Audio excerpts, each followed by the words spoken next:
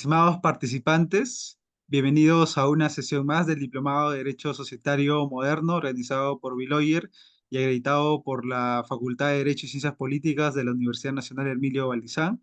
En esta sesión tenemos el grato honor de contar con el doctor Max Salazar, quien nos va a exponer el tema de sociedades unipersonales. El doctor Max Salazar es abogado y árbitro del Centro de Análisis y Resolución de Conflictos de la Pontificia Universidad Católica del Perú. Es especialista en derecho societario, contratos, responsabilidad civil, contencioso administrativo, registral, regulación de servicios públicos, propiedad intelectual, consumidores, libre competencia, entre otros. Es docente universitario de la U de Lima y de la Pontificia Universidad Católica del Perú. Ha publicado más de 80 artículos en revistas y libros de derecho. Es miembro fundador del Club de Derecho Societario y miembro del Comité Consultor de la revista Actualidad Civil del Instituto del Pacífico. Estimado doctor Max Salazar, a nombre de Biloyer, darle una cordial bienvenida y un enorme agradecimiento por haber aceptado nuevamente una invitación de participar en este evento académico, en este Diplomado de Derecho Societario Moderno. Estamos muy agradecidos con ello. Estamos seguros de que será una sesión muy valiosa y provechosa para todos los participantes. Muchas gracias y les cedo el uso de la palabra para que puedan iniciar con su ponencia. Muchas gracias. Una introducción que normalmente a mí me deja sin muy buenas noches a todos. Soy abogado y profesor universitario. También soy profesor en la Universidad San Martín, pero efectivamente soy profesor hace más de 21 años en la Universidad de Lima y 24 años, y 21 años en la Universidad Católica, ¿no? Pero también de la San Martín, así como árbitro del Centro de la Cámara de Comercio de Lima y abogado litigante, ¿no? A ver, pero a mí lo que me llama la atención y a lo que me dedico, porque me gusta, son a las clases, efectivamente a ver temas que en particular me llaman la atención. Uno de esos temas que me llama la atención es el tema societario, ¿no? Además del tema civil. Pero el tema societario me gusta sobremanera. Varias personas deben haber o pueden encontrar varios escritos míos regados por allí. Y últimamente, o hace un par de años, lo que hago es hacer entradas en mi blog. De hecho, a raíz de esta invitación, el día de hoy añadí unos comentarios a mi blog bajo el título de La sociedad unipersonal e ideas fundamentales. Un poco en la mañana reseñando qué es lo que iba a conversar el día de hoy con ustedes. Entonces, la cuestión era resumir la situación a algunas ideas fundamentales, esenciales, porque si se trata de copar todo el tema, que en realidad no es demasiado copioso, implicaría desde el punto de vista económico o legal determinadas perspectivas y podría ser más amplio o menos amplio según la perspectiva histórica, jurisdiccional o la perspectiva netamente eh, casuística o del caso de que cómo es que esto efectivamente se elabora. A ver, el primer tema, yo creo, y si uno ingresa a lo que yo ya he puesto, como dije, esta conferencia en líneas escritas, el primer tema, desde uno lo aborda, es el tema conceptual, es el tema teórico, no más que el tema práctico. A ver, el tema práctico se aborda de una manera fundamental. A ver, existen muchísimas formas corporativas en el Perú y en el mundo entero, y la mayoría de las formas corporativas asumen la posición de exigir a los privados, estamos hablando de formas corporativas privadas, no voy a referirme a formas corporativas públicas, pero la mayoría de las personas asume el reto desde el punto de vista de la pluralidad, es decir, exige un conjunto de personas a efectos de organizar una corporación.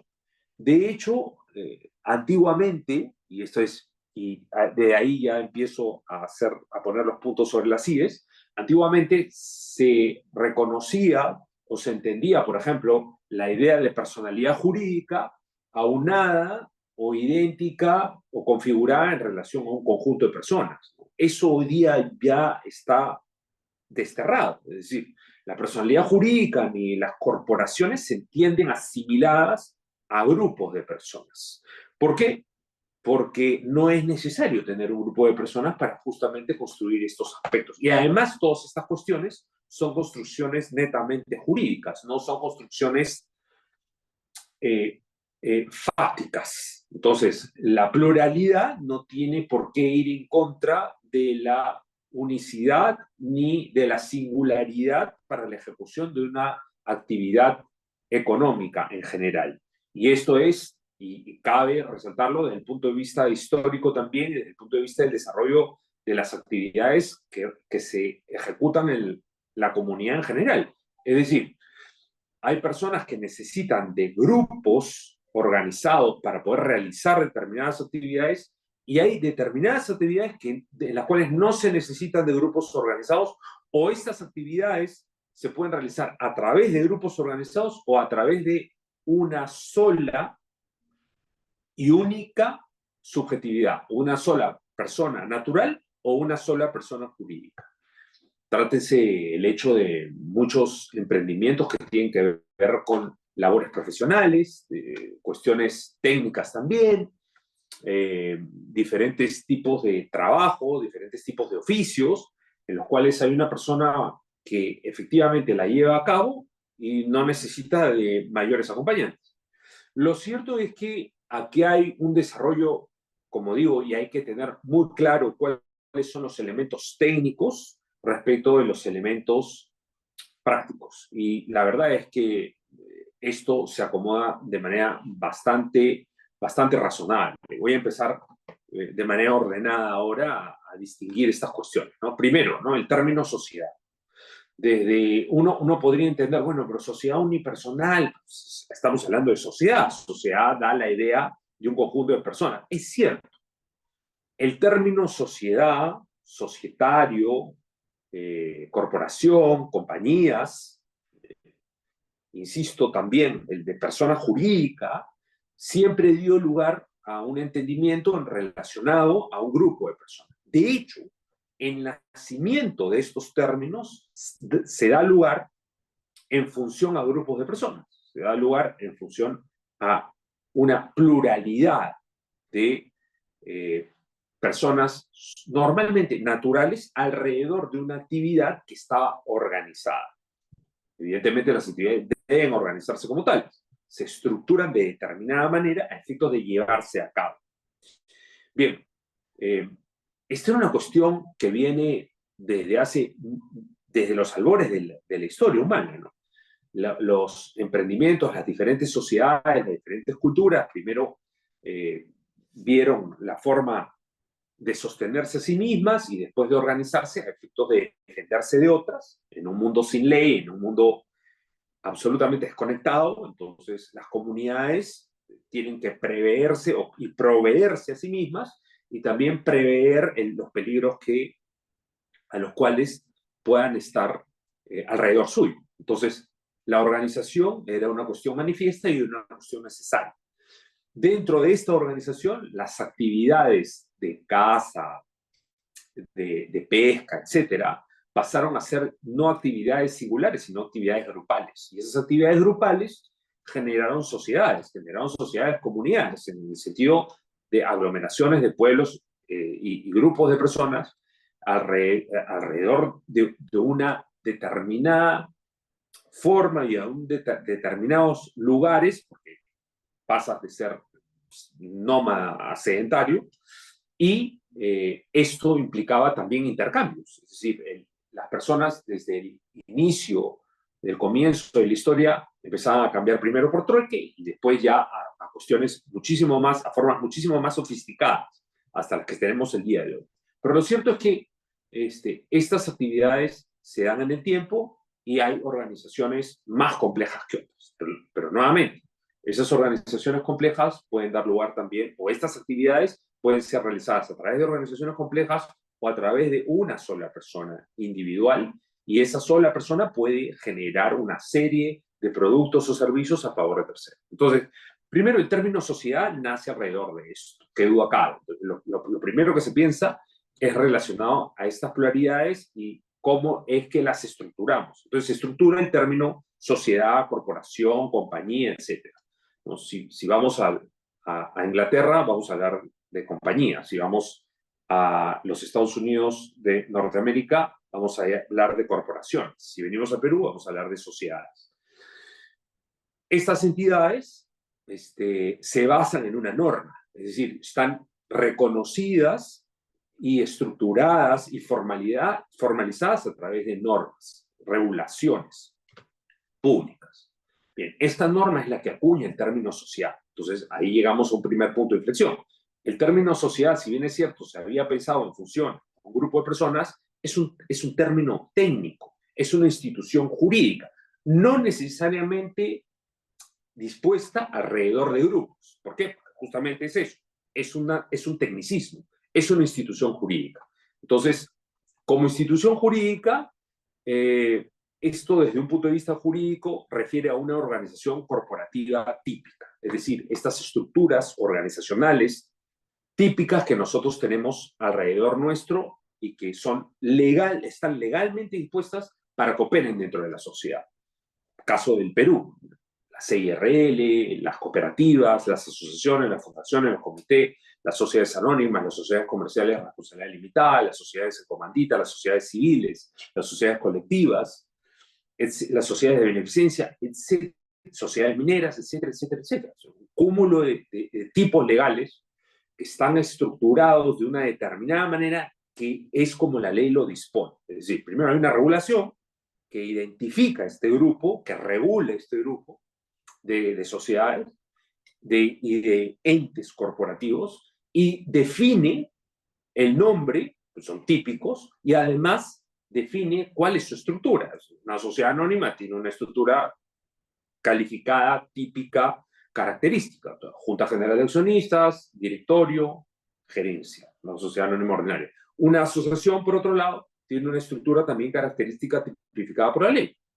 Una Asamblea General de Asociados, un consejo directivo. La estructura corporativa viene dispuesta por la ley y es obligatorio.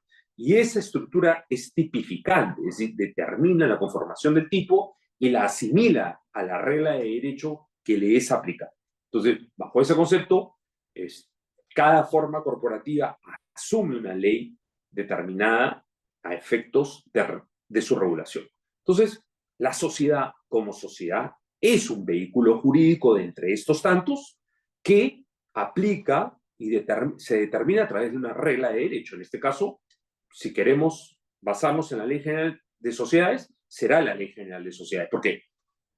Hago este paréntesis porque la Ley General de Sociedades no es la única ley que regula sociedades. Existen muchísimas normas en el Perú que regulan tipos societarios, que están en la Ley de Mercado de Valores, que están en la ley de Sociedad de Beneficencia, que están en la Ley General de Minería, las SACs, etc. Hay muchísimas leyes que regulan sociedades. No necesariamente son las que están en la Ley General de Sociedades, sino que hay muchas otras. Entonces, para empezar, el término sociedad no define la pluralidad ni determina de manera fatalista el término plural porque es un tecnicismo, es una cuestión, es una institución jurídica, una categoría jurídica, estrictamente no tiene por qué asimilarse a una pluralidad. Luego, la organización corporativa que yo venía explicando hace un momento, que es lo que define a cada uno de los tipos sociales, insisto nuevamente, una asociación, una cooperativa, una sociedad contractual minera, una sociedad anónima, etcétera, etcétera, etcétera, cada una de ellas está organizada, cada uno de esos tipos legales está organizado de manera diferente. Organización tampoco implica pluralidad. Yo puedo constituir un ente corporativo, ser miembro del ente corporativo y al mismo tiempo ser parte de los órganos del ente corporativo.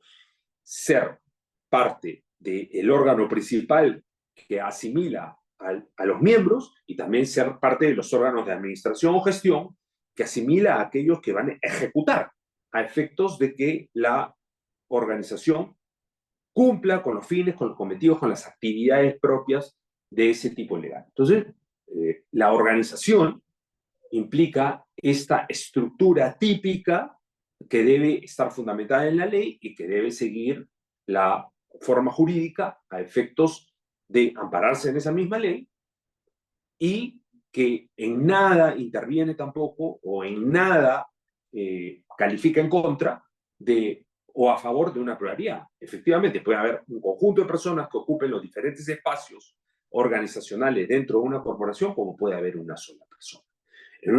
Me pongo el caso de una sociedad anónima cerrada, sin directorio, donde por A o B motivo se haya perdido la pluralidad de socios y en efecto exista un solo miembro que ocupe la Junta General de Accionistas, todas las acciones hayan quedado en una sola mano y se hayan reunido concentrado en uno solo de los socios, que ya no es socio de nadie porque queda él solo, y además se le ocupe el cargo de gerente general como único órgano de la corporación, sin que exista directorio. En ese caso es un claro ejemplo en el cual existe una sola persona que al mismo tiempo ocupa la calidad de titular, porque mantiene en mano y propiedad las acciones de la compañía, en este caso una sociedad anónima cerrada, y al mismo tiempo es el gerente general, es decir, mantiene bajo control la administración, ya no ni siquiera el control propio que tiene o que podría tener un titular respecto de un gestor, sino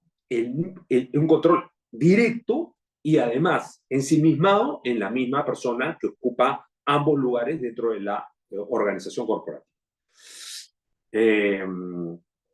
Sobre las irregularidades voy a mencionar después. Es una buena observación la que se ha hecho. Efectivamente, no se convierte inmediatamente en irregular.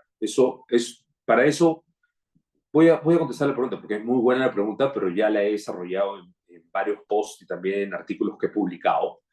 Una sociedad, para que devenga irregular, cuando hay una concentración de personas, cuando el grupo de personas se concentra, todas las acciones se concentran en una sola mano, primero el artículo 407 de la Ley General de Sociedades determina que deben pasar 6 meses. Es decir, una sociedad no deviene irregular automáticamente.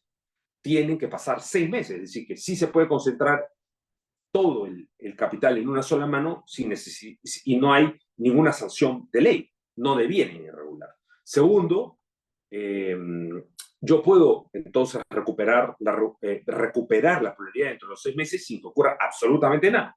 Y en segundo lugar, aún que yo siga operando y con una sola persona, si yo adopto una decisión que es ir por la disolución y liquidación, sin importar el tiempo en que ello transcurra, que pueden ser años, la sociedad tampoco pasa a la irregularidad, porque estoy cumpliendo la ley. La irregularidad es, como se determina a partir del artículo 423 de la Ley General de Sociedades, una sanción. ¿Por qué? Por, uno, no cumplir la ley, es decir, no recuperar la pluralidad dentro de los 6 meses que determina la ley, o dos, no pasar por el proceso de disolución, procedimiento de disolución y liquidación. Pero si estoy llevando a cabo el proceso de disolución y liquidación, entonces no hay sanción posible, porque estoy cumpliendo la ley. Esto lo he explicado, insisto, en varias oportunidades. Me parece que lo he puesto en una entrada del blog, pero adicionalmente hay un artículo mío publicado y que creo que el paper está dentro de mi página web, donde también está mi blog. Cierro ese paréntesis de la pregunta, gracias. Entonces, ni el tecnicismo sociedad, ni la organización corporativa que sustenta el tipo legal implican pluralidad, en ninguno de los casos. Ninguno de ambos temas, que son esencialmente jurídicos, porque la sociedad es un tecnicismo y la organización es un requisito legal para sustentar el tipo, ninguno de ambos términos tendría por qué conllevar una pluralidad de personas necesariamente, es decir, no es fatalista en ese sentido. Luego, llegamos a la conclusión, y se puede llegar fácilmente a la conclusión, que las sociedades son entes estrictamente jurídicos, es decir, son cuestiones, instituciones estrictamente jurídicas y no diferenciadas, ¿no? Eso ya lo dijo en su oportunidad hace casi 100, hace 80 años, lo dijo Ferrara en Italia, que es el libro, yo creo, de habla italiana en materia de corporaciones más citado y además pionero en el tema, así como lo dijo en su oportunidad también Carlos Fernández Cesáreo, el ponente del libro primero del Código Civil peruano. Es decir, las organizaciones corporativas son estructuras jurídicas, son creaciones del derecho. Entonces, como tales, no se anteponen a las personas naturales, pero son personas, si es que efectivamente alcanzan esa categoría jurídica, pero al fin y al cabo se constituyen como creaciones jurídicas. Creación jurídica que fuera y amparada que fuera en la ley, la pluralidad tampoco es una exigencia necesaria, y voy a poner ejemplos de cómo en el Perú existen entidades societarias de un solo socio, incluso paradas en la ley, y hay varios ejemplos, ¿no? Aparte de que existen también otras formas corporativas. Además de que esto ya en el mundo entero es un tema dado, ¿no?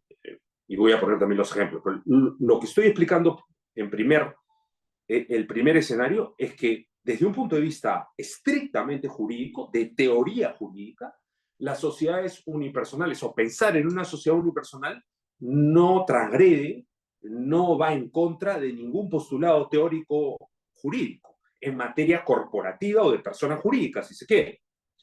De hecho, el derecho corporativo es exactamente igual al derecho de personas jurídicas, ¿no? En el Perú le llamamos derecho de personas jurídicas, pero en Estados Unidos se llama derecho corporativo, es exactamente lo mismo, y a eso se refiere, ¿no? Es estructuración, formalidad y constitución de entes organizados de carácter estable, ¿no? Y estructurados de una manera típica. Ese es el tema. Bien, entonces, hasta ahí son entes estrictamente jurídicos. No son creaciones de la naturaleza como somos los seres humanos, ni siquiera los animales. Es decir, estamos hablando o nos estamos refiriendo a estructuras jurídicas. Por tanto, responden a los estipulados, a las estipulaciones propias de la ley, ¿sí? El derecho es el que la formaliza y permite su fundación a través de mecanismos específicos que permiten su viabilidad propiamente dicha. No hay otra realidad aparente ni nada por el estilo sobre el particular. Somos nosotros los que construimos las normas, las leyes que las regulan, ¿no? Hay que seguir, en el Perú normalmente hay que seguir un procedimiento regulado, estrictamente regulado, para alcanzar las formas corporativas.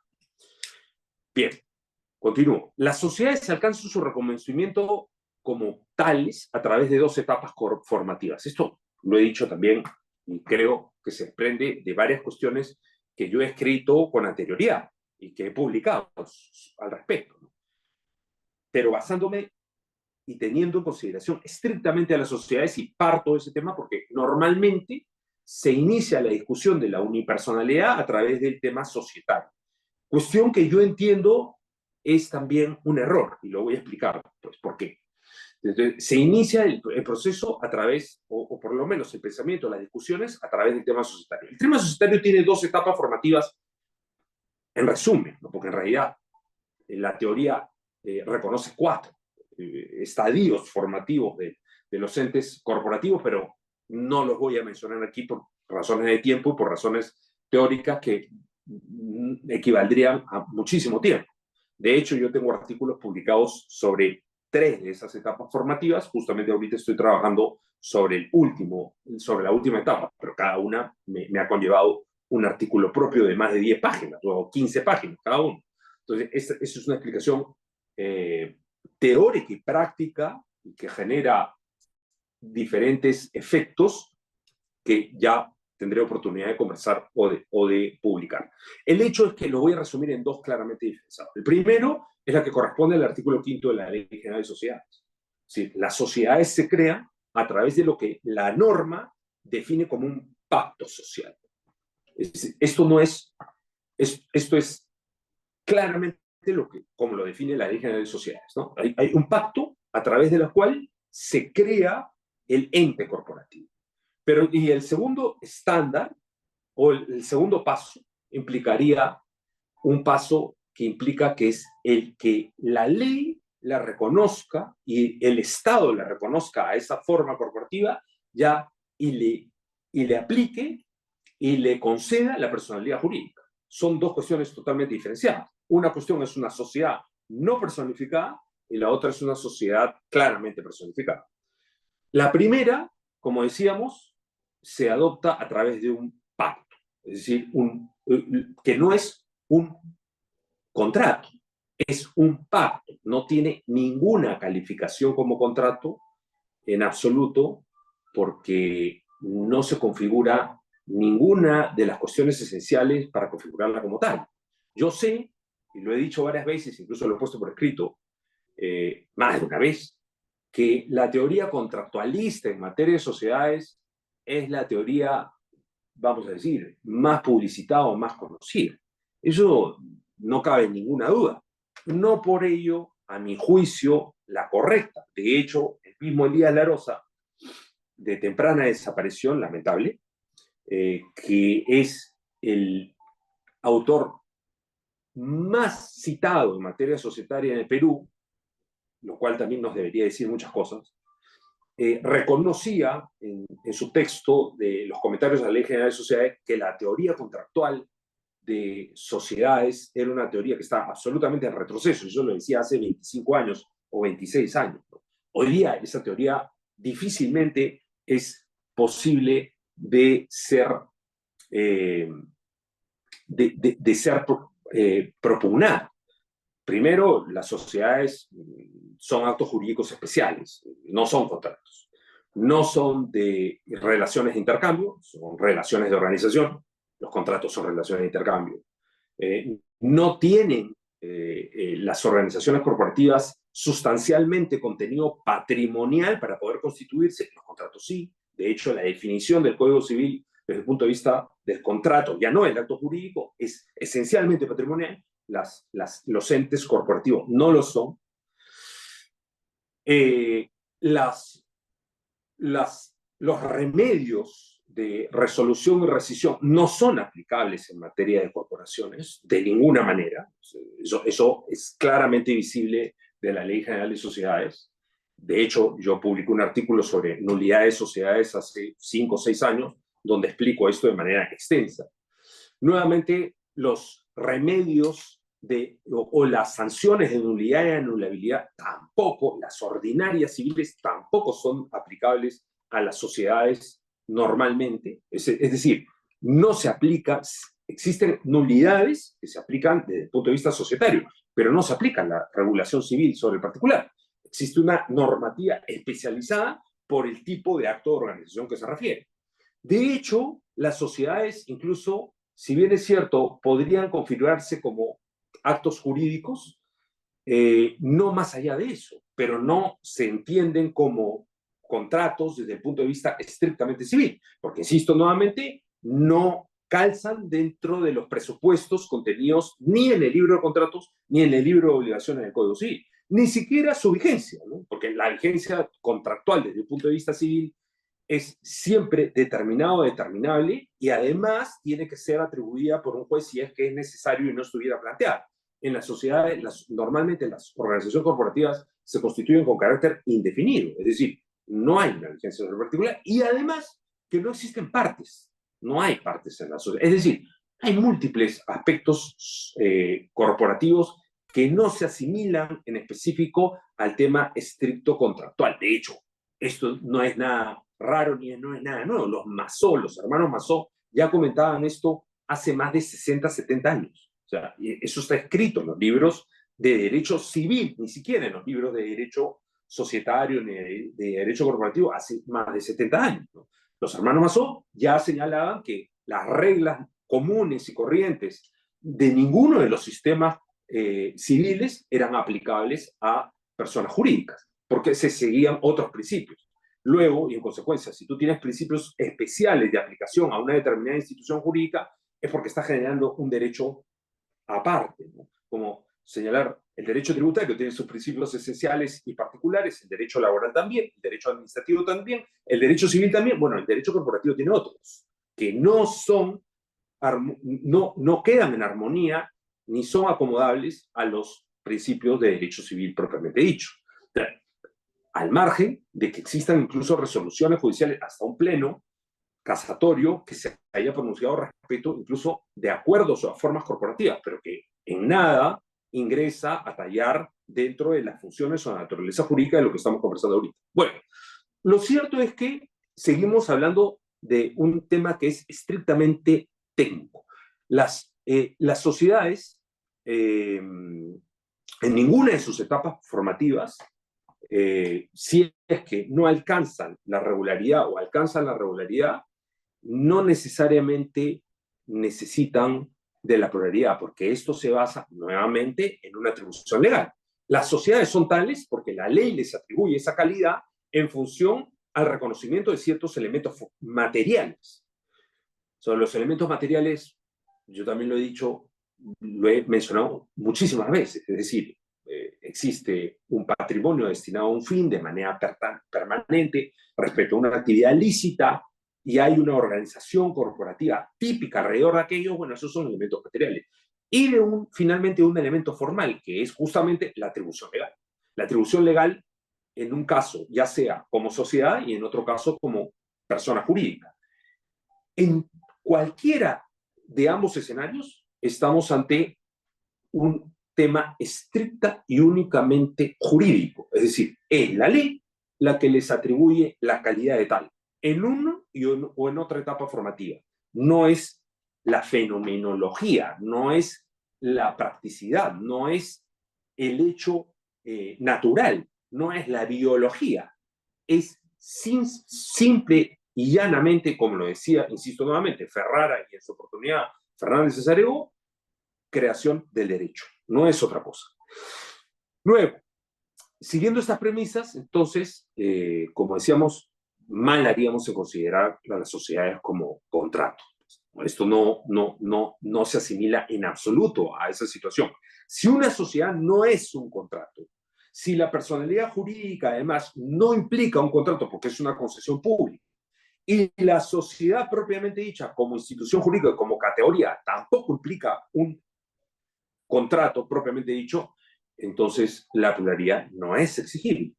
Lo que se necesita es un acto jurídico y como sabemos, pueden haber, y la ley peruana incluso reconoce ya ahora voy a abrazar solamente en esta parte del derecho civil para justamente justificar que ni siquiera voy a pelear con esa rama del derecho en ese aspecto, actos jurídicos unilaterales, ¿no? Efectivamente hay actos jurídicos unilaterales. Incluso se habla de actos jurídicos unilaterales con carácter recepticio o no, al margen de que eso sea, desde un punto de vista teórico, discutible o no en la legislación peruana, dado que el acto jurídico está íntimamente ligado a la noción de relación jurídica, ¿no? Que implica una construcción teórica mucho más ampliada, distante de la singularidad y más cercana a la bilateralidad o plurilateralidad. Pero si no hacemos un esfuerzo teórico al respecto, la verdad es que las sociedades incluso y las organizaciones corporativas de un solo miembro quedan totalmente ajenas a la teoría incluso del acto jurídico, porque no las ampararía el Código Civil. El artículo 140 del Código Civil determina que el acto jurídico es la manifestación de voluntad destinada a crear, regular, modificar o extinguir relaciones jurídicas. Y las relaciones jurídicas son esencialmente plurilaterales. Las entidades corporativas en el Perú no lo son. Es decir, no todas lo son, algunas lo son. Entonces, si no todas lo son, entonces, ¿cuál es la esencia y naturaleza jurídica de las que no lo son? Y si existen muchas que no lo son, que las voy a mencionar en un momento, entonces, ¿por qué no podría existir una sociedad unipersonal? Eso no tiene ningún sentido. Entonces, ¿qué ocurre? En el Perú, de hecho, prefiero mencionarlo, creo que es mejor mencionarlo de una vez, ¿no? En el Perú existen las empresas individuales de responsabilidad limitada desde 1976. Es decir, hay un decreto ley establecido ya desde 1976 de manera temprana, es decir, fuimos incluso pioneros en la región. Chile recién regula su ley de IRL, me parece, el año 2009-2010. Nosotros ya teníamos en 1976 una ley de IRL, que es una corporación estrictamente mercantil para realización de actividades económicas, que consta de un solo miembro. las fundaciones, como entes corporativos, ni siquiera tienen miembros. Es decir, el Código Civil ni siquiera asimila a las fundaciones a un grupo de miembros, ni siquiera a un solo miembro. Y de hecho pueden ser constituidas por una sola persona. La ley de mercado de valores, el artículo 327 de la ley de mercado de valores regula las sociedades de propósito especial, que según ese artículo literal, no me acuerdo si es el literal A o B, pero claramente determina que las sociedades de propósito especial son sociedades anónimas que pueden ser creadas por un solo miembro, es decir, no necesitan pluralidad de socios, y lo dice expresamente la norma. Entonces, ahí tenemos 3 ejemplos, pero hay muchísimo más. El artículo 4 de la Ley General de Sociedades señala que la pluralidad no es exigida cuando el único socio en una sociedad es el Estado. Entonces, siguiente. Además, existen muchísimas sociedades creadas por ley en el Perú, sociedades anónimas, creadas en múltiples. O sea, de hecho, toda la actividad empresarial del Estado, que es muchísima, está relacionada a sociedades anónimas creadas por ley, específicamente donde hay un solo socio, que es el Estado. Adicionalmente, y como veníamos conversando hace un ratito, la Ley General de Sociedades, el artículo 33, cuando menciona o trata el aspecto de nulidades, especifica que la falta de capacidad de alguno de los miembros en la Constitución puede dar lugar a la nulidad del pacto social inscrito, pero se hace la salvedad también en el articulado de la Ley General de Sociedades. Esta opción caduca a los 2 años, con lo cual la sociedad puede mantenerse o haberse creado por un solo socio, y dado que es un plazo de caducidad, todos sabemos que la Ley General de Sociedades tiene esencialmente plazos de caducidad para sus acciones, son sumamente cortos. De hecho, por eso la broma esta de que es imposible atribuir responsabilidad o implicar ante una acción, ante una acción para dejar de formalizar o hacer esto o aquello dentro de una sociedad por los plazos tan cortos que existen, ¿no? 2 años y de caducidad. Ojo, la caducidad no deja de seguir corriendo con la interposición incluso de una demanda. Entonces, no es una prescripción, no tiene la naturaleza de una prescripción. Luego, por supuesto, es casi imposible pelear contra la caducidad.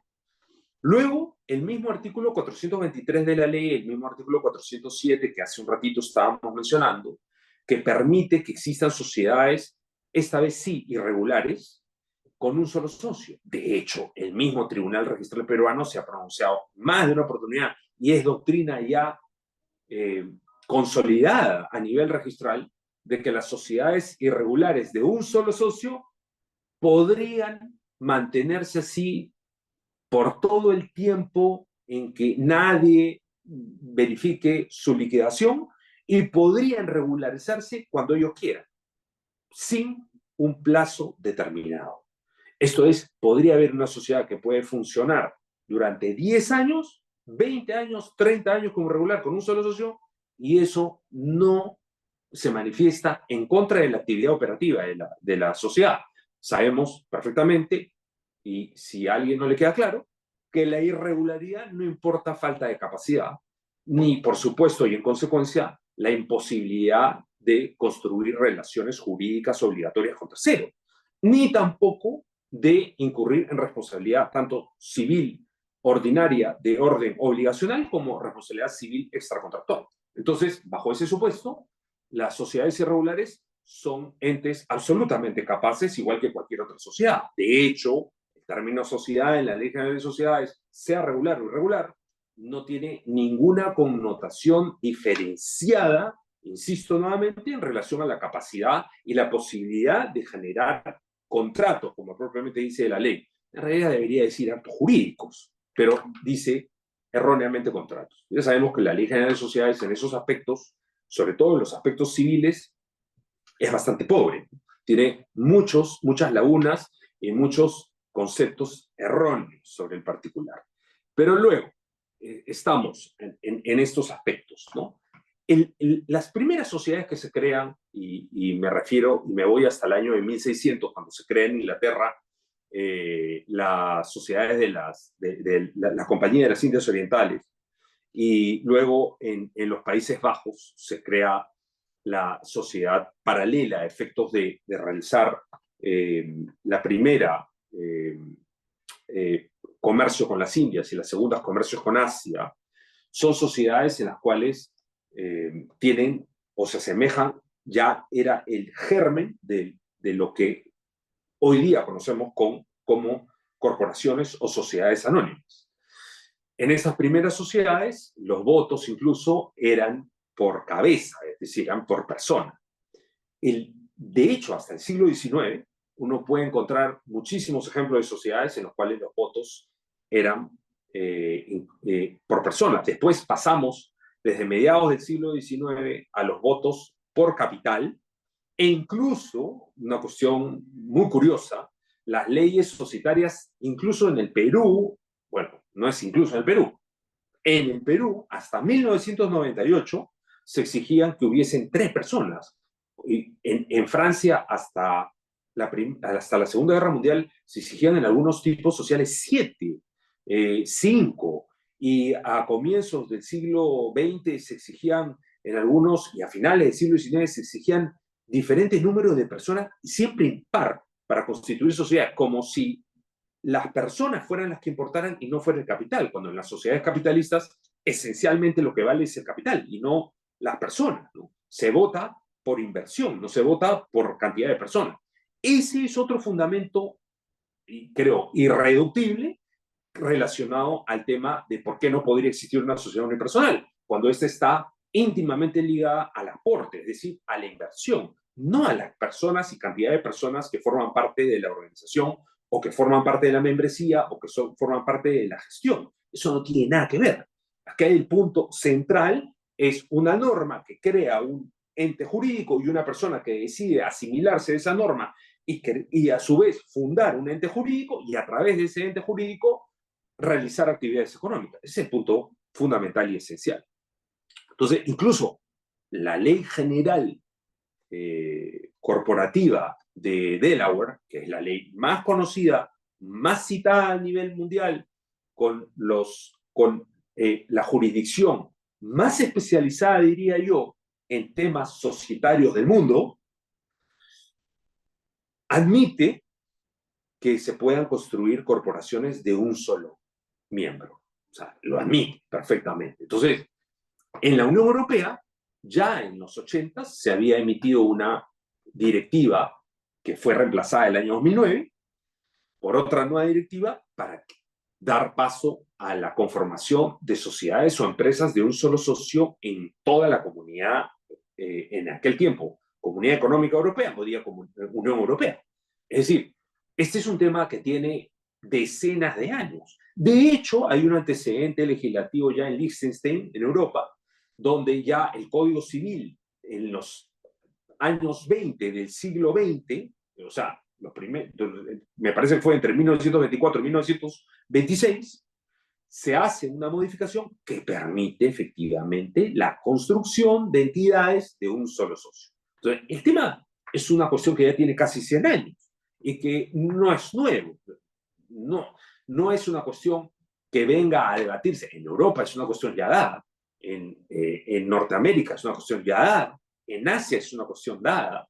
No estoy muy al tanto de lo que sucede en África, pero en América del Sur es una cuestión que sí está dada en varias legislaciones. Y el germen de esto ha sido la ley de la IRL que yo comentaba al inicio, que es una norma del año 1976 y que perfectamente remite a un tipo corporativo, a una entidad que en este caso es una persona jurídica y que no podría ser una entidad irregular por razones evidentes de la conformación de una sola persona, que ya determina que se pueden construir entidades corporativas de orden empresarial y estrictamente capitalistas alrededor de una actividad económica y con un solo propietario. Entonces, el tema está súper dado, además de los ejemplos que ya mencioné. ¿Cuál es el núcleo de la organización de la CIRL? ¿Cuál fue el núcleo de la organización de la CIRL? Eran 3 cuestiones fundamentales, o 4 diría yo. Las 3 cuestiones fundamentales, primero es la subjetividad jurídica, ¿no? La primera es la asignación de una subjetividad jurídica que crea un centro unitario y de imputación de deberes y derechos diferenciado. Es decir, tenemos una creación legal, que es una entidad jurídica, frente a la persona natural. La segunda, que es consustancial a la primera y que se deriva de manera lógica jurídica de aquella, es la separación patrimonial. Si existe una subjetividad jurídica diferenciada, es obligatorio, inescindible, imprescindible que exista y se le aplique el principio de unidad patrimonial, que es un principio, creo ya, universal, en relación a que cada subjetividad jurídica tiene un único y exclusivo patrimonio.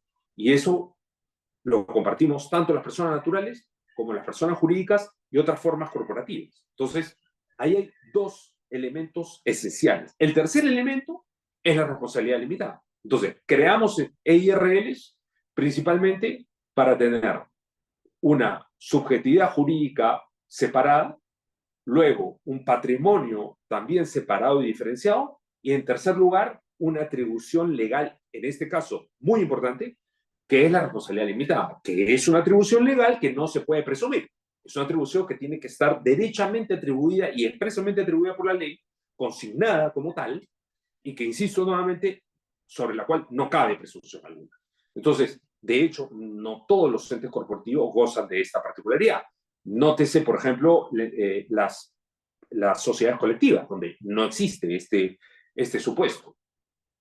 Mal estructuradas en la Ley General de Sociedades, yo ya he escrito y he publicado artículos al respecto, realmente confunden cuestiones que no pueden confundir sobre temas esencialmente patrimoniales y obligacionales alrededor de ese tipo de entidades.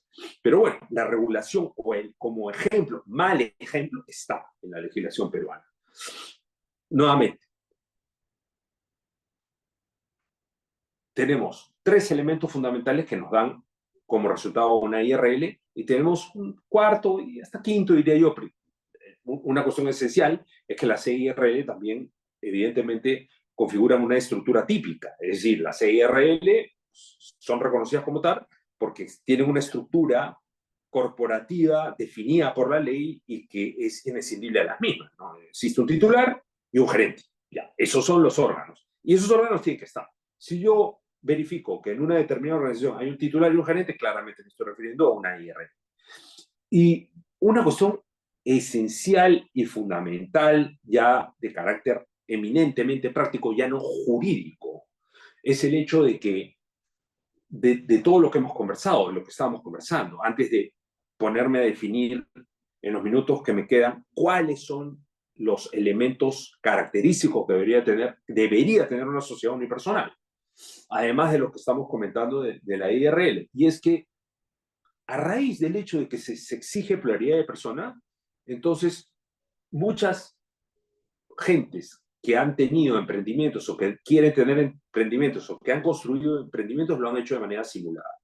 Es decir, han construido sociedades donde el 99% de acciones o el 99% de participaciones le pertenecen a una persona y justamente para componer la pluralidad exigida por ley, ponen a otra más.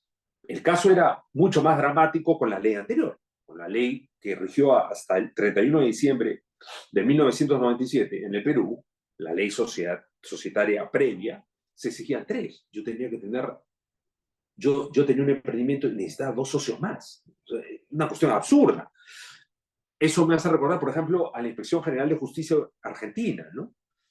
En la Inspección General de Justicia Argentina, que es el símil a la Superintendencia Nacional de Registro Público Peruana, cuando uno va a escribir una sociedad bajo estos mismos términos, es decir, poniendo a una persona con 99% de acciones, supongamos que es una sociedad anónima, que allá también existe, y pone a otra persona con un 1% de acciones, el registrador lo que hacía era tachar el título, porque claramente era un acto simulado. Ahí se ve incluso una gran diferencia conceptual y práctica en materia de calificación, ¿no? La calificación ya no es solamente formal, sino es de carácter sustantivo.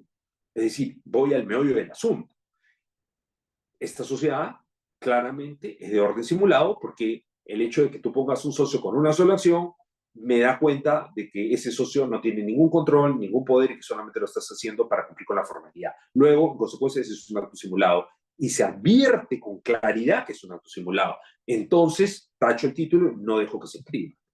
Entonces, para evitar estas cuestiones, que en el Perú no existen, en realidad en el Perú el registro público no hace ese tipo de control de legalidad sustantivo. En el Perú sí se pueden inscribir sociedades con dos socios, de los cuales uno de los socios tenga una sola acción. Eh, la idea es tener una sociedad unipersonal, una sociedad con un solo socio, o una compañía o una estructura corporativa en la que haya una sola persona involucrada, un solo titular de las participaciones, acciones o lo que fuera pertinente. Esto es una cuestión que también, nuevamente, no es una idea mía, es una idea que viene hace ya casi 100 años, que ha sido discutida alrededor del mundo y que efectivamente, incluso, a ver, ya para mayores resultados, la ley, el anteproyecto de Ley General de Sociedades peruano, ya desde el año 2018, cuando entregan el proyecto, dicen que hicieron una autorización en el 2021 y ahora hay una comisión que lo está volviendo a revisar, ya comprendía aquello señalando que las sociedades de capital podían constituirse con un solo socio. Esto es bien importante porque ese también es un aspecto esencial al momento de determinar cuáles son los rasgos característicos o determinados que debe tener una sociedad con una sola persona. A ver, veamos aquí. Entonces, viendo ya que estos son los elementos o las cuestiones sobre las cuales gira la discusión alrededor de las sociedades unipersonales, yo creo, al igual que lo creen la mayoría de la doctrina del Perú, insisto nuevamente, el anteproyecto de Ley General de Sociedades claramente lo determina de esa manera, y eso quiere decir que todos los que se han sentado ahí tienen por cierto que efectivamente se deben y se pueden constituir sociedades de un solo socio. Es raro que hasta ahora no se haya hecho una modificación o se haya dado una ley sobre el particular, entonces sí deben regularse como tal. El tema y problemática está en unas cuestiones que son casi anecdóticas y son muy curiosas. El primero es lo que venía yo, algo señalé hace un rato, es, ¿la incluimos dentro de la Ley General de Sociedades? ¿Va a ser una forma diferenciada de algunas de las que ya están adscritas, de los tipos ya adscritos a la Ley General de Sociedades? 3. ¿Requeriría una modificación de la ley IRL? O 4. ¿Tendría que emitirse y promulgarse una nueva ley que regulara las sociedades unipersonales? Desde mi particular punto de vista, yo sería de la idea de que se promulgara una ley y sustento el tema. Es, por supuesto, mi opinión.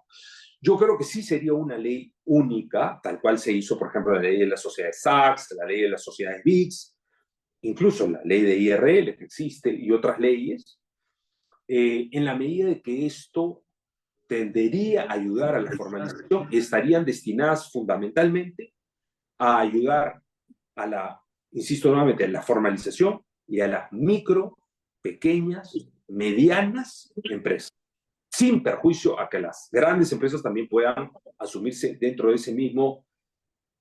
esa misma forma corporativa. Pero a mí lo que siempre me ha llamado la atención, y también lo he puesto por escrito en alguno de los papers, es que las entidades corporativas se asignan a una sola ley, a la que denominamos general de sociedades, en la cual le impliquen más o menos los mismos costos a todo tipo de empresario, el micro, pequeño, mediano y gran empresario. Estamos hablando de una norma única que aplica a todos los sectores de la economía.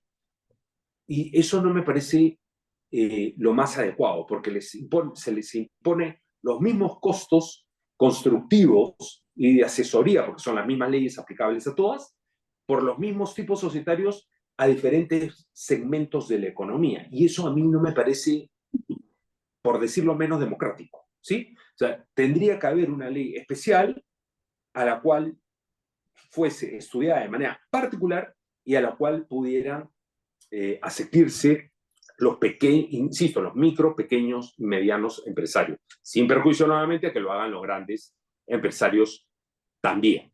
Bien, entonces, ¿cuáles son los contornos normativos para terminar? yo entiendo esto, y con esto, para no olvidarme, simplemente lo voy a leer, ¿no? En primer lugar, es decir, lo que yo escribí en mi blog hoy día, a media tarde. En primer lugar, debe existir un solo tipo de sociedad unipersonal, correcto. O sea, no nos vayamos por las tangentes, no podemos divagar sobre.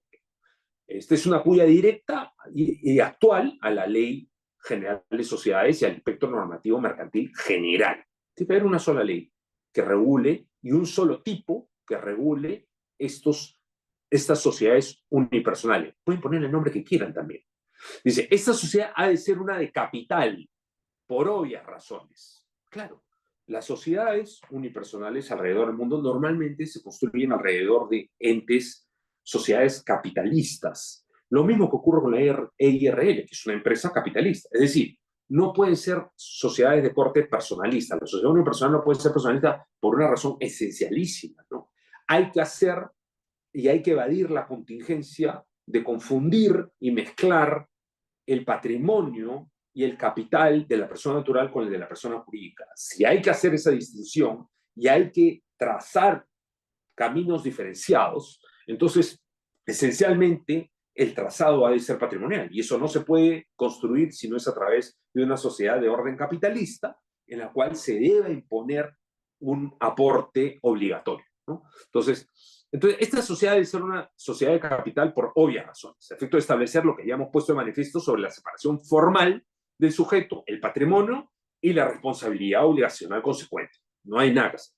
No debe limitarse la Constitución a una persona natural. La actual ley de IRL, por ejemplo, limita a una persona natural, ¿no? Sino que debe poderse ejecutar aquello también por personas jurídicas, salvo se tenga algún problema en algún área un segmento de la economía particular, no veo ninguna trazabilidad negativa sobre eso, ¿no? La ley de mercado de valores ya traza, a su vez, un principio sobre ello. Lo he puesto de ejemplo, ¿no? Y es citada como un ejemplo, ¿no? Y antecedente. No encuentro problema alguno para que la organización de esta entidad esté dispuesta alrededor de una sola persona que asuma al mismo tiempo la calidad de socio y administrador de la misma, lo que evidentemente dará al traste con los deberes fiduciarios. Esto ya lo comenté. O sea, que una sola persona, y esto también ayuda al tema de la formalidad, que una sola persona ocupe el cargo de socio y al mismo tiempo de administrador, no es ninguna novedad y es más bien algo que en un inicio puede contribuir a aminorar costos y además y a controlar la ejecución apropiada de las actividades mercantiles, ¿no? La ley debe prever la posibilidad de que una sociedad ajena a ese tipo pueda adecuarse o transformarse según sea el caso conforme sus reglas por causal sobrevenida. Por supuesto, como lo comenté hace un momento, ¿no? Debe ampliarse el espectro normativo para que el cauce vaya hacia este tipo social. Entonces, puede ocurrir, como lo hemos comentado hace un rato, que haya una fusión alrededor de las participaciones o de las acciones, una concentración alrededor de las participaciones o las acciones en una sola mano, en una sociedad. Esa sociedad debería poder seguir y continuar a efectos de no destruir las relaciones jurídicas ya establecidas y el campo económico que ya tiene adelante a través de una modificación corporativa que le permita continuar como sociedad y no desandar lo ya andado, ¿no? Entonces, aquí hay un tema sumamente importante, porque para eso es importante que se dé, insisto, especial relevancia al principio de inmediatez. El principio de inmediatez es un principio esencial, que yo también lo he puesto en manifiesto en algunos papers. Es un principio esencial en materia corporativa, sobre todo en materia de legislación, de disoluciones, liquidaciones, extinciones societarias y en materias concursales societarias. Es decir, cuando existe un problema patrimonial o un problema que afecta a la entidad corporativa de manera gruesa, la gestión debe actuar inmediatamente y no puede dejar pasar aquello bajo responsabilidad. Aquí debería suceder lo mismo. Si vamos a pasar de la pluralidad a la unipersonalidad, entonces, si ocurriera un hecho sobre el particular, ese hecho debe ser publicitado estricta y legalmente de manera lo más rápida posible, esto es, de manera inmediata. Y la razón es muy simple. Siendo estos vehículos organizativos de carácter relacional, la idea es preservar y garantizar la seguridad del tráfico mercantil. Esto es, todos los terceros relacionados, todos aquellos que tengan relaciones jurídicas con la sociedad, que obviamente son a los cuales hay que proteger en esas circunstancias. Luego, en ese mismo sentido, la gestión y actuación del tipo social ha de comprenderse como esencialmente procedimental y documentaria. Todo ello fundamentalmente de carácter probatorio, digo yo. La instrumentalización resulta indispensable para diferenciar las realidades que confluyen en aquella. Una persona natural o una persona jurídica. Me explico.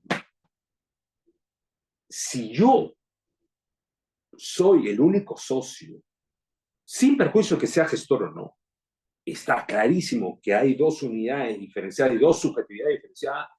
Eso tiene que estar claramente definido de manera documentaria. No basta el pacto social y la escritura y la inscripción en el registro público. Los actos consecuentes de gestión y los actos de disposición y los demás actos societarios tienen que constar por escrito y de manera inmediata, un poco asimilando lo que exige la administración tributaria cuando hace el control correspondiente respecto a nuestras declaraciones. Yo le digo, no, es que saqué el dinero de la sociedad para pagar una tarjeta de crédito que era mía, pero estaba pagando gastos de la sociedad. Perfecto. ¿Dónde está el contrato? ¿Dónde está el mandato? ¿Dónde están todas las pruebas correspondientes? Esto es esencialmente documentario instrumentalizado. Tiene que haber instrumento que pruebe que efectivamente aquí no existe una consolidación de posiciones jurídicas, sino posiciones jurídicas diferenciadas entre la persona natural y la persona jurídica propiamente dicha. De hecho, insisto nuevamente, acá no cabe hablar de sociedades unipersonales irregulares. No puede haber irregularidad, porque no pueden confundirse los patrimonios y no pueden confundirse las responsabilidades. Las irregularidades tienen que ser zanjadas de manera inmediata y sancionadas como de gravedad o extrema gravedad, justamente para dar cumplimiento a la ley. Esto debe ser sumamente riguroso. Finalmente, esto no significa que uno deba construir, y esto lo digo ya como un tema transversal, esto no significa, y lo pongo también en la entrada a mi blog, esto no significa de ninguna manera que una persona natural o varias personas naturales deban construir una persona jurídica esencialmente para realizar una actividad económica. Eso nunca ha sido así en el Perú. De hecho, la administración tributaria permite que las personas naturales puedan tramitar un registro único de contribuyentes, un RUC, y funcionar como personas naturales con negocio o empresa unipersonal, que no es un tipo societario, no es un tipo corporativo, es una persona natural, un ser humano que realiza actividad económica y que está inscrito como tal ante la administración tributaria y por tanto tiene un número de RUC que ha declarado esas actividades, que puede entregar comprobante de pago, que puede sacar una licencia de funcionamiento y puede tener diferentes locales para diferentes actividades con contabilidades diferenciadas para cada una de las actividades económicas. Eso es perfectamente factible. La gran diferencia fundamental es que efectivamente no se va a gozar de responsabilidad limitada. Incluso la ley del impuesto a la renta regula los casos de reorganizaciones de personas naturales con negocio, porque justamente como los negocios están diferenciados desde el punto de vista económico, contable, financiero, tributario, se permite que esto pueda ser materia de fusiones y escisiones, porque el tratamiento es eminentemente económico y no jurídico corporativo, que es la gran diferencia con una sociedad unipersonal. En fin, he tratado de limitar, y como he dicho, esto es un súper resumen de cómo ocurre esta situación, pero estas son las ideas que subyacen tras el argumento total. Evidentemente estoy absolutamente de acuerdo, mi posición es que sí se regule una llamada sociedad unipersonal o un ente aparejado al mismo, con una regulación claramente especificada sobre ciertos aspectos característicos fundamentales que implicarían, si es a través de la ley general de sociedades, la modificación o el ingreso de varios artículos, ¿no?, para protocolizar aquello, ¿no? Pero esto es en suma lo que les quería comentar. Le agradezco muchísimo y si hay alguna pregunta, encantado de responder.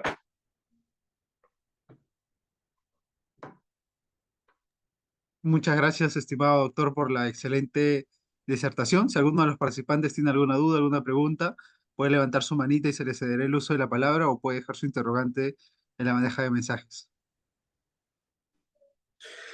En estas sociedades unipersonales, la separación, en estas sociedades unipersonales me pregunta don Rafael, ¿la separación defensiva de activos tendría límites?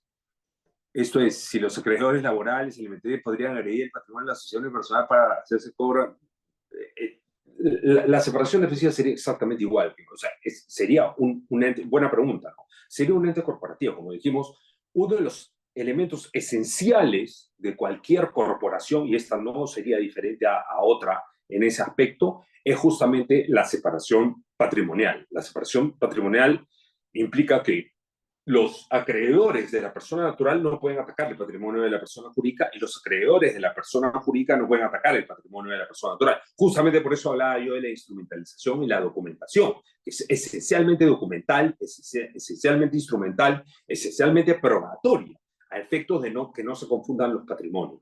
No habría ningún problema sobre eso, salvo se trate evidentemente de actividades ilícitas. Si hay actividades ilícitas y la prueba de que existe un ejercicio abusivo de un derecho o una irregularidad propiamente dicha, por supuesto hay que aplicar la ley.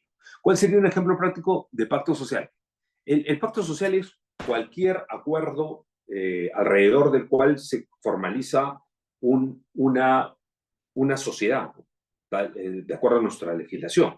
Sociedades anónimas, sociedades comanditas, sociedades colectivas, sociedades civiles, sociedades comerciales de revolución limitada, se construyen alrededor de pactos sociales.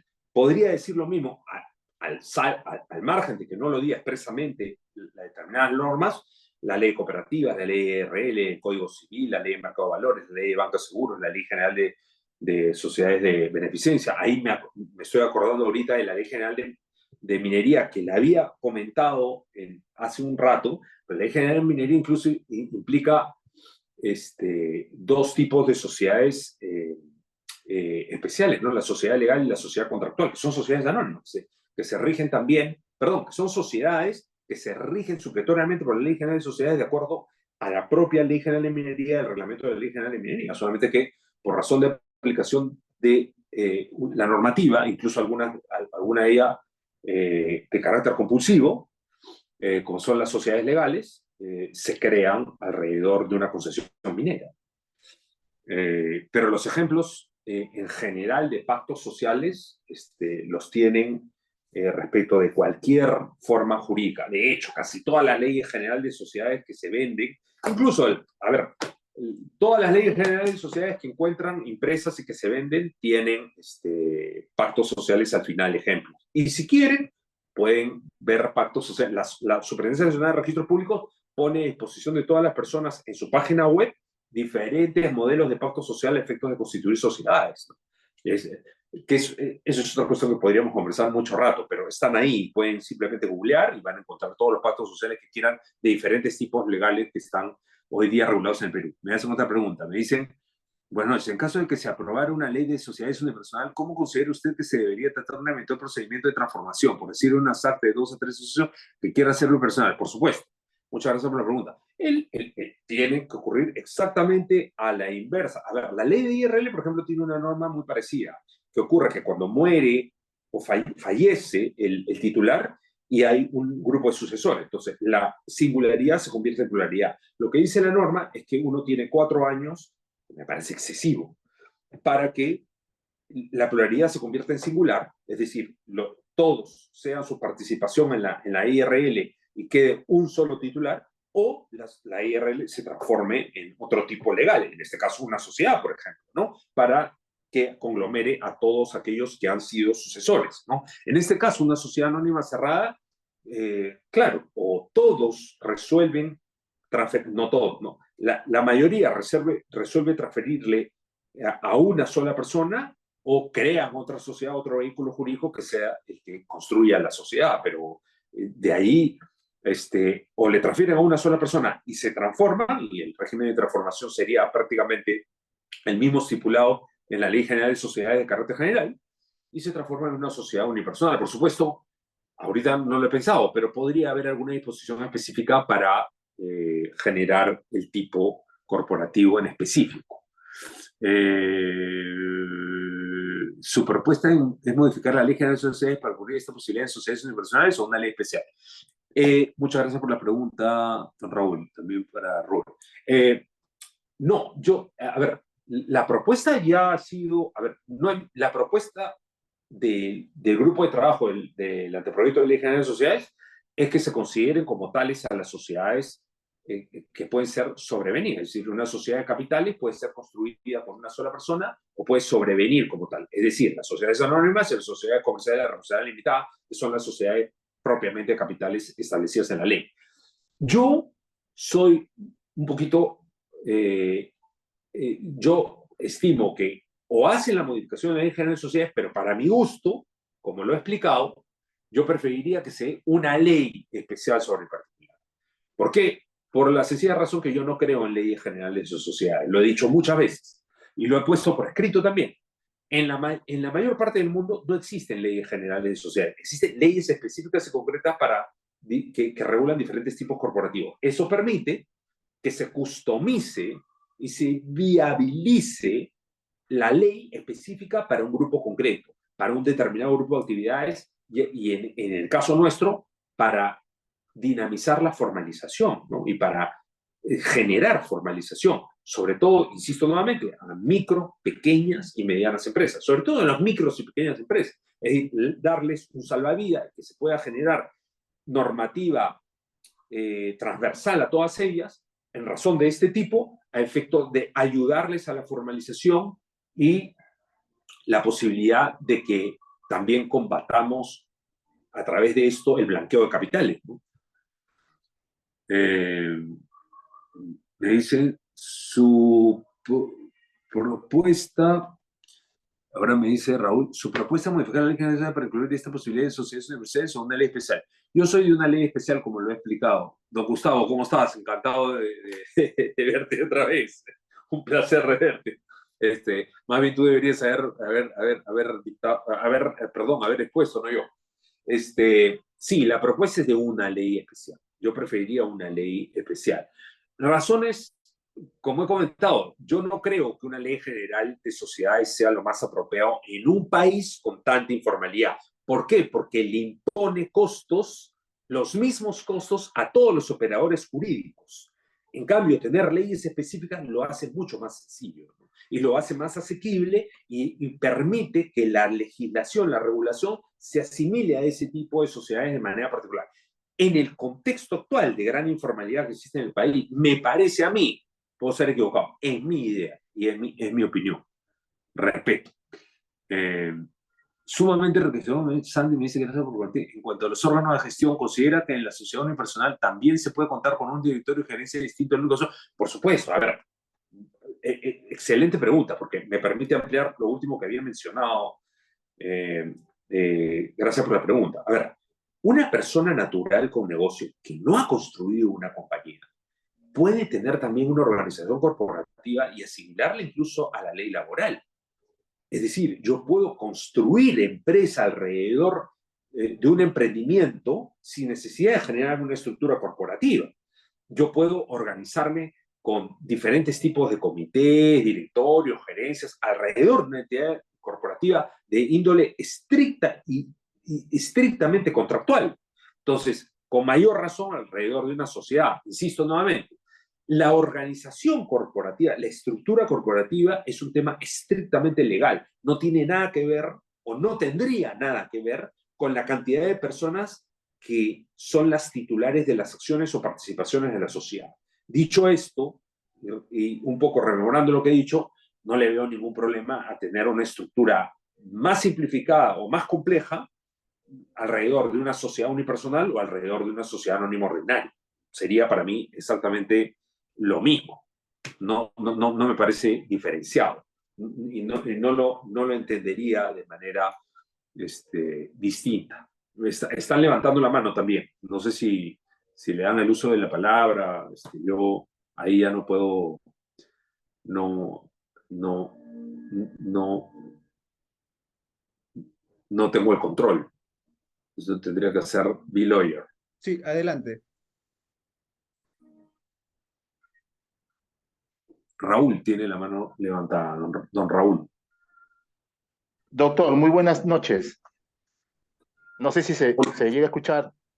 Perfecto. Eh, doctor, en principio, felicitarlo, muy buena exposición. Este, justamente escuché le hice una pregunta sobre el tema de que si era posible una modificación a la Ley General de Sociedades, incluyendo el tema de las sociedades unipersonales o la posibilidad de que se cree una ley especial. Eh, mm, ¿Qué pasaría, doctor, si se crea una ley especial donde se regule las sociedades unipersonales? ¿Ya qué pasaría eso? Pero ¿qué pasaría también si, por ejemplo, una sociedad inicialmente constituida por dos personas pierde la pluralidad, se quede solo con una? ¿Tendría que transformarse necesariamente a esa nueva sociedad unipersonal que se cree por ley especial? Sí, nada más, doctor. ¿Cómo lo ve? Gracias por la pregunta. Gracias. A ver, ambas posibilidades son factibles. Es decir, puede modificarse la ley general de sociedades, lo que lo veo complejo porque tendríamos que hacer varios artículos, además customizar el tema. O se puede dar una ley específica concreta. A mi parecer, para mis pareceres, sería mucho mejor. Nuevamente, el tema es eficiencia económica, ¿no? A efectos de que esto llegue a más personas y sobre todo, insisto nuevamente, en la inclusión, la formalidad, los entes, los micros, los pequeños empresarios. Para mí es lo ideal. Luego, la segunda parte de la pregunta, el hecho de que una sociedad devenga en un solo socio. Pero no es 9:44, ¿no? No, creo que es el cronómetro. Hay, no lo veo, pero lo que pasa es que ya. Hay sociedades que pueden tener varios socios y que devengan en un solo socio y que por ende quisieran amoldarse a la sociedad unipersonal. Tampoco le veo ningún problema. Tendría que ser, yo lo digo en mis comentarios, o lo he escrito en mis comentarios, tendría que ser una adecuación o una transformación a un régimen de sociedad unipersonal.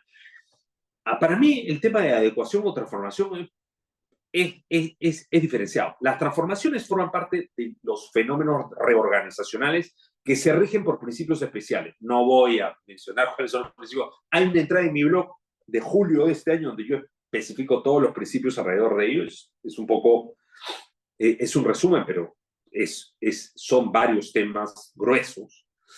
Yo preferiría, alguna ley en el Perú hace muchos años hablaba de adecuaciones, es decir, cómo los estatutos de una sociedad pueden adecuarse a una forma corporativa, que en realidad es una transformación disfrazada. Pero lo cierto es que sí se podría hacer perfectamente, es decir, trátese de adecuación o transformación, lo cierto es que tiene que haber un procedimiento claramente especificado señalando cómo es que esto debe hacerse. El tema es que no lo tenemos, pero es cuestión simplemente de estructurarlo y verificar, bueno, cuando existe un solo socio, cuando la sociedad plural termina teniendo un solo socio, entonces existe la posibilidad que efectivamente se transforme o se adecue a la forma de una sociedad unipersonal. Para ello deberá hacer lo siguiente. Yo no veo mucha complejidad alrededor de esto, ¿no? Simplemente es, cuando uno se transforma o se adecua, se atribuyen las normas correspondientes al tipo legal ahora a la forma jurídica adoptada. Eso es lo esencial, ¿no? Es decir, ya no se va a regir el tipo legal por las normas que lo regían, sino por las normas que rigen al nuevo tipo legal escogido. La personalidad jurídica no desaparece, se mantiene, está establecida, y aquí simple y llanamente ponemos una nueva forma corporativa y unas reglas de juego alrededor de las cuales va a subsistir esa sociedad. Punto. Pero no es un tema de mayor complejidad, es un tema más bien de orden burocrático, nada más. ¿Qué sucederá? Me preguntan en el caso del fenecimiento del titular de la sociedad unipersonal. Bueno, yo asimilo lo mismo, eso habría que regularlo, pero si queremos teorizar, bueno, existe ya la regulación de la IRL, o sea, es un ejemplo clarísimo, ¿no? La regulación de la IRL dice, cuando muere, lo mencioné hace un rato, ¿no? Cuando fallece el titular, Entonces, la sucesión ingresa como titular, pero no puede permanecer así por más de 4 años. Insisto nuevamente, un plazo extraordinariamente largo. Entonces, debería ser mucho más corto y asignarse la participación, la titularía a uno solo de los sucesores, o que estos, en ese caso, realicen la forma inversa a lo que estábamos conversando hace un ratito, que se transforme la sociedad unipersonal en una sociedad anónima ordinaria o cualquier otro tipo legal que admita varios socios. Y listo, acabase con el problema de manera más o menos rápida. Luego me preguntan, Catherine me pregunta, buenas noches, muchas gracias. Mi pregunta es la siguiente: ¿cuál cree usted que es la mejor ventaja y peor desventaja para una sociedad unipersonal? Ya, la mejor ventaja, yo las mencioné, ¿cierto? A ver, la ventaja de cualquier sociedad para el derecho corporativo general es gozar de la responsabilidad limitada, ¿no? Y la atribución de la responsabilidad limitada en nuestra legislación solamente se adquiere ante el registro, lo cual es una formalidad. Entonces, la ventaja principal de una sociedad unipersonal es que yo voy a gozar de la responsabilidad limitada sin necesidad de tener socios, que es fundamental y particular característica de una sociedad unipersonal. Yo voy a gozar de responsabilidad limitada, subjetividad jurídica separada, patrimonio separado, y por ende también, si es que sigo toda la formalidad de responsabilidad limitada, pero no voy a tener socios. Y yo voy a, en teoría, controlar absolutamente todo, sin necesidad de tener un socio, sin necesidad de buscar una persona que me firme, sin necesidad de buscar una persona que forme parte de órganos a los cuales yo no quiero tener alrededor de la entidad, y que puedo presentarme ante terceros como una persona jurídica estructurada y conforme a ley, sin tener socios adicionales, y con una normativa más o menos dinámica y asequible que me permita crecer, ¿no? Esa es la idea, ¿no? Luego me dice, la peor desventaja de una sociedad personal, no le veo, las desventajas de las sociedades unipersonales, en teoría, no las he dicho yo, sino que se han estudiado, es la posibilidad de crecimiento y el advenimiento de mayores inversiones, es decir, el ingreso de otros socios, ¿no? Entonces, quiero ingresar otros socios, quiero que ingresen inversiones, entonces necesito crear otro puesto de membresía. Para crear otro puesto de membresía te tendría que transformar, ¿no? Ahora, yo no veo tampoco en la transformación un tema demasiado complicado. Es un tema que se puede hacer, no es muy lato y que efectivamente se puede estructurar en no tanto tiempo, ¿no? Y esto podría viabilizar incluso una inversión adicional y por tanto tener la posibilidad de tener socios. Eso es, en resumidas cuentas, ¿qué es lo que ocurre? Luego me preguntan, considerando que en algunos ordenamientos extranjeros se aceptan sociedades comerciales sin fines de lucro y personas jurídicas, asociaciones, correcto. Con fines de lucro, correcto. Una sociedad unipersonal comercial puede tener un fin no lucrativo, de ser posible, ¿cómo se figuraría en una fundación? Es una muy buena pregunta, don Rafael. Efectivamente, en otros países las sociedades comerciales no necesariamente tienen fines lucrativos. De hecho, ya desde hace como aproximadamente 4 años, la dirección de Seguridad Jurídica y Fe Pública Española emitió una resolución donde decía exactamente eso. Decía que es el símil a los registros públicos peruanos. Decía, oye, en realidad las sociedades pueden tener un fin no lucrativo y pueden explicitarlo en sus estatutos, en su pacto social. Acá van a realizar una actividad comercial, pero no se van a reportar las utilidades, simple y llanamente informe de dividendos. Simplemente lo van a ubicar a favor de una determinada actividad no lucrativa o un determinado fin no lucrativo, ¿no? Entonces me dicen, y las personas jurídicas de asociaciones con fines de lucro, de hecho, el Tribunal Registral Peruano lo admite, básicamente, claramente, porque dice que las asociaciones en el Perú pueden tener fin económico. Desde mi punto de vista, absolutamente, yo soy contrario a esa teoría, la he comentado, pero es lo que existe, es lo que es, ¿no? Una sociedad unipersonal comercial puede tener un fin no lucrativo, podría tenerlo perfectamente. Total, absolutamente, yo creo que sí. ¿Por qué? Porque es un acto de disposición patrimonial. En principio es un tema eminentemente patrimonial y yo puedo disponer del patrimonio de la persona jurídica, ¿no? No es mío, es de la persona jurídica y yo puedo determinar el fin a una actividad que no necesariamente deba enriquecer mi bolsillo. Entonces sí puedo destinar a un tema no lucrativo. Ahora, ahí habría que ver, y ese es un tema esencial, el tema de sociedades conyugales alrededor de las titularidades, ¿no? En la CIRL también eso está compuesto, ¿no? Si yo quiero constituir, si yo estoy casado bajo el régimen de sociedades gananciales y quiero constituir una IRL, efectivamente yo voy a ser titular, pero evidentemente mi señora sigue siendo mi señora y el régimen patrimonial no se va a ver en función a qué es lo que aporto y cómo yo determino el fin de sus aportes.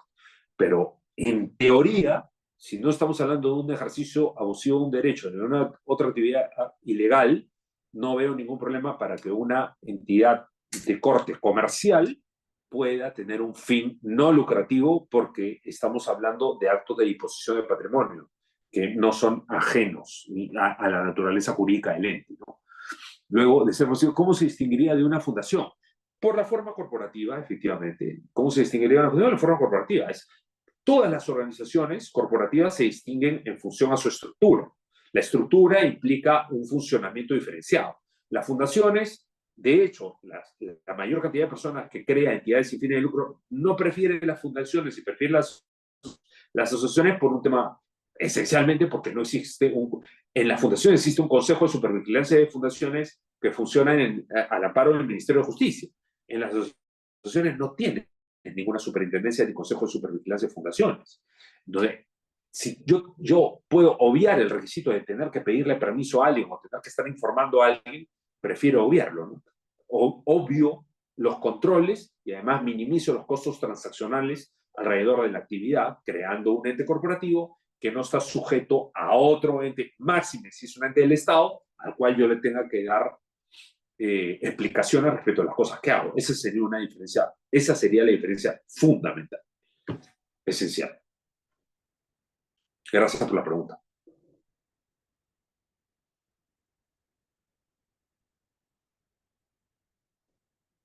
Súper. Nunca me habían hecho tantas preguntas en una conferencia. Las agradezco porque es súper interesante. A mí me encanta que me hagan preguntas. Me fascina. Ahora, esta reunión estaba programada para mí a las 6 de la tarde. Me la pasaron para las 8 de la noche. Esa fue una cuestión que me modificó un poco el horario, pero encantado. Acá la idea es que nos enriquezcamos todos con algo que yo pueda aportar y que yo también pueda sacar de lo que me están preguntando. Insisto, súper interesantes las preguntas. Encantado de la vida.